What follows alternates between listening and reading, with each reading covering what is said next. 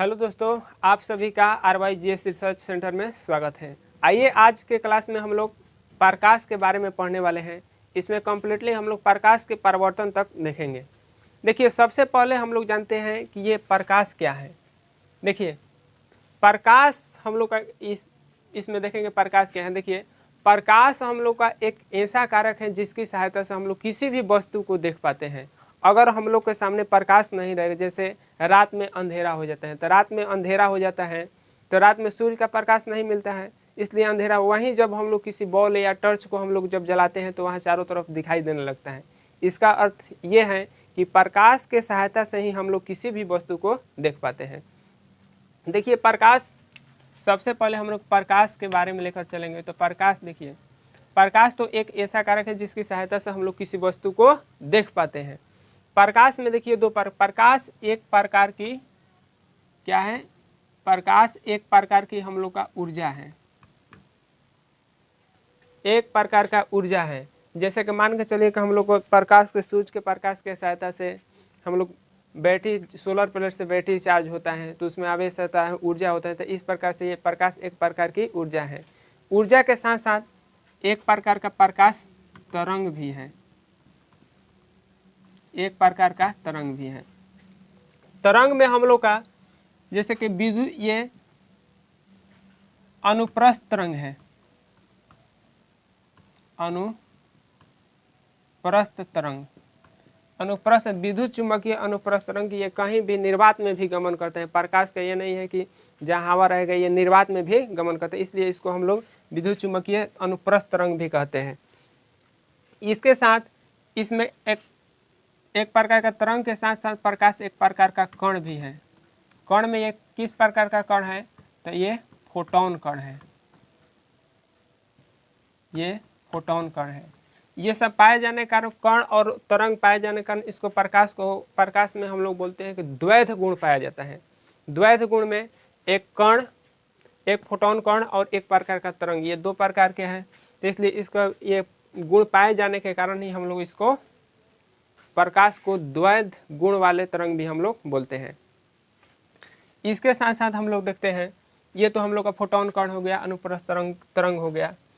अब देखिए, जिस भाग पर हम लोग का तो प्रकाश पड़ता है तो वो तो हम लोग को दिखाई देता है, जिस भाग पर प्रकाश नहीं पड़ता है वे हम लोग का नहीं दिखाई देता है। अब प्रकाश में देखिए विभिन्न प्रकार का गुण पाया जाता है। जैसे हम लोग का प्रकाश का हो गया, प्रकाश का परावर्तन, इसके बाद हो जाएगा दूसरा प्रकाश का अपवर्तन, प्रकाश का अपवर्तन, इसके बाद प्रकाश का व्यतिकरण, प्रकाश का व्यतिकरण, प्रकाश का ध्रुवीकरण,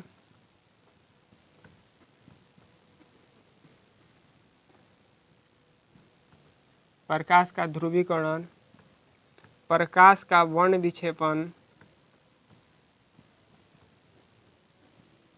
वर्ण विक्षेपण। ये सभी गुण के बारे में हम लोग पारापारी सब लोग का देखते चलेंगे। सबसे पहले तो हम लोग का ये प्रकाश हो गया। प्रकाश का पहला गुण है प्रकाश का परिवर्तन। अब प्रकाश के परिवर्तन में हम लोग देखिए, प्रकाश के परिवर्तन में सबसे पहले हम लोग देखेंगे, जैसे कि प्रकाश अगर किसी वस्तु पर आया और उससे टकरा कर वे प्रकाश लौट गई तो इसी घटना को हम लोग प्रकाश का परिवर्तन कहते हैं। प्रकाश के परिवर्तन के कारण ही हम लोग किसी भी वस्तु को देख पाते हैं। अगर किसी वस्तु से प्रकाश टकरा कर नहीं लौटकर, अगर किसी वस्तु से प्रकाश टकराता है और हमारी आंख में पहुंचता है तो इसी कारण हम लोग किसी वस्तु को देख पाते हैं। अगर वे परिवर्तित होकर हमारे आंख में नहीं पहुंच पाएगी प्रकाश तो हम लोग किसी भी वस्तु को नहीं देख पाते हैं। जैसे आप लोग ब्लैक होल के नाम सुना होगा, ब्लैक होल। जैसे ब्लैक होल में देखिए क्या होता है कि जैसे कि ये पूरा बोर्ड हो गया, बोर्ड के बीच में कहीं पर गोल एकदम काला गड्ढा होगा, जहाँ की हम लोग का लाइट इधर से मारे तो हर एक भाग दिखाई देगा और ये बीच वाला भाग नहीं दिखाई देगा, तो इसको हम लोग ब्लैक होल कहते हैं। अगर आप लोग के परीक्षा में ऐसे पूछ देगा कि वह कौन सा भाग है जिसे प्रकाश की सहायता से भी हम लोग नहीं देख पाते हैं, तो वो कौन सा भाग है, तो ब्लैक होल। ब्लैक होल को हम लोग प्रकाश या किसी भी माध्यम से हम लोग देख नहीं पाते हैं इसमें, क्योंकि यहाँ से प्रकाश का परिवर्तन हो ही नहीं पाता है। तो जब प्रकाश का परिवर्तन नहीं हो पाएगा तो हम लोग नहीं देख पाएंगे। देखिए प्रकाश के परिवर्तन में हम लोग प्रकाश के परिवर्तन में क्या पढ़ने वाले हैं, प्रकाश के परिवर्तन में देखिए प्रकाश के परिवर्तन में जैसे कि हो जाएगा आप लोग का दर्पण। दर्पण के बारे में, दर्पण में अब देखिए दर्पण में जैसे हो गया, दर्पण में एक समतल दर्पण, समतल दर्पण, उत्तल दर्पण, उत्तल दर्पण और अवतल दर्पण। अवतल दर्पण, ये तीनों के बारे में, दर्पण के बारे में हम लोग पढ़े, समतल दर्पण, उत्तल दर्पण, अवतल दर्पण, ये तीनों से प्रकाश का परिवर्तन हम लोग का कैसे होता है। सबसे पहले हम लोग का है समतल दर्पण। देखिए समतल दर्पण से हम लोग का कैसे प्रकाश परिवर्तन होता है। जैसे मान के चलिए कि ये हम लोग का एक समतल दर्पण है जिसका एक सतह को कलई कर देंगे, एक सतह को पेंट कर देंगे। अब इसे अगर एक सतह पेंट नहीं होगा तो ये तो दर्पण है, दर्पण से लाइट इस पार से आसानी से इस पार आ जाएगा, तो प्रकाश का परिवर्तन नहीं हो पाएगा। तो देखिए इसको, इससे प्रकाश के परिवर्तन के लिए सबसे पहले इसके एक सतह को हम लोग कलई पेंट कर देंगे। अब इससे यहाँ से मान के चलिए कि ये कोई प्रकाश स्रोत हम लोग का हो गया, यहाँ से जब कोई प्रकाश की किरण यहाँ पर आएगा तो यहाँ पर तो परावर्तक सतह हो गया, यहाँ से पार करके नहीं तो ये टकरा कर परावर्तित हो जाएगा। देखिए यहाँ से यह आ रहा है और यहाँ से यह लौट कर जा रहा है। देखिए तो प्रकाश स्रोत से ये हम लोग का हो गया प्रकाश स्रोत, प्रकाश स्रोत। देखिए तो प्रकाश स्रोत से ये प्रकाश की किरण आ रही है, तो इसलिए इस किरण को हम लोग आपतित किरण बोलेंगे, आपतित किरण। और जो टकरा कर लौट रहा है इसको हम लोग परावर्तित किरण, परावर्तित किरण। अब देखिए ये हो गया आपतित किरण, ये टकरा कर लौटने वाली किरण को परावर्तित किरण। और इसके बीच में एक हम लोग लंब खींच देंगे, इसी लंब को क्या बोलेंगे, अभिलंब। इस लंब को अभिलंब, अभिलंब।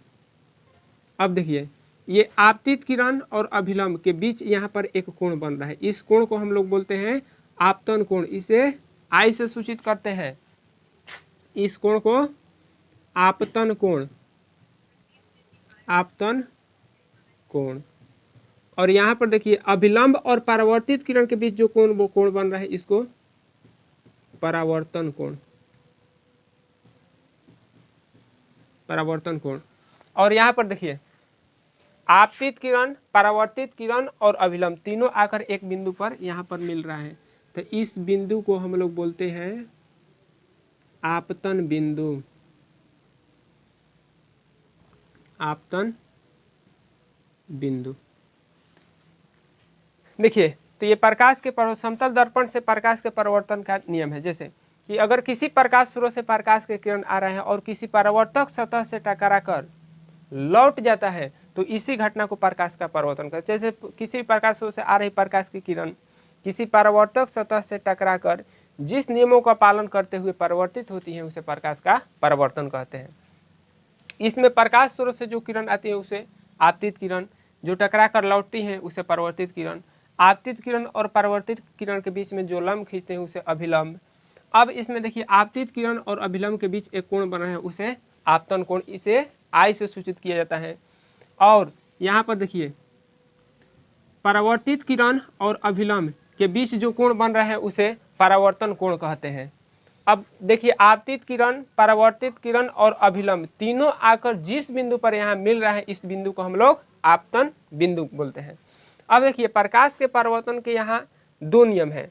प्रकाश के परिवर्तन का हम लोग का यहाँ प्रकाश परिवर्तन का दो नियम है।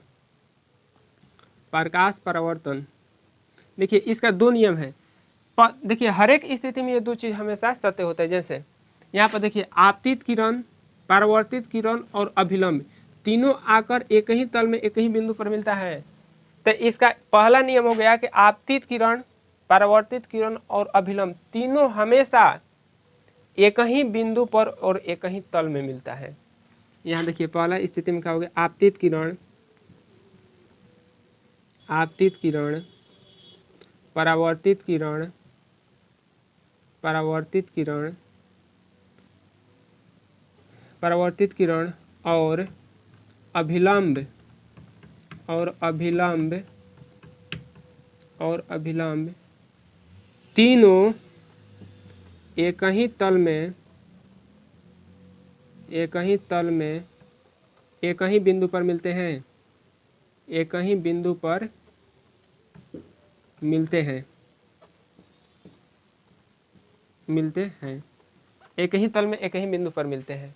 हमेशा देखिए हमेशा एक ही तल में। दूसरा का इसका हो गया कि देखिए ये जो आपतन कोण आई हो गया और ये परिवर्तन कोण आर, ये दोनों हमेशा आपस में बराबर होते हैं। जितना आपतन कोण का मान होगा उतना ही परिवर्तन कोण, मान कोण आई और कोण आर दोनों हमेशा आपस में बराबर होगा। तो ये तो हम लोग का आप प्रकाश परिवर्तन का नियम होगा किस में, समतल दर्पण में।